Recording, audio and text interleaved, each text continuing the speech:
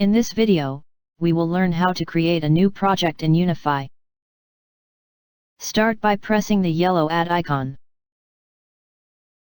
Give your project a name and a project ID. Next, you will need to select all the details from the drop-down lists shown.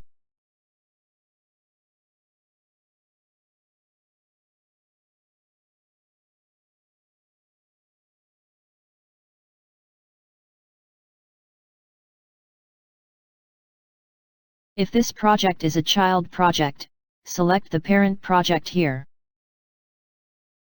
Give the project a description. Now you will need to add at least one resource to the project. You can add them from the existing list of resources or create a new resource. Select the person and their role within that project. Then press Save.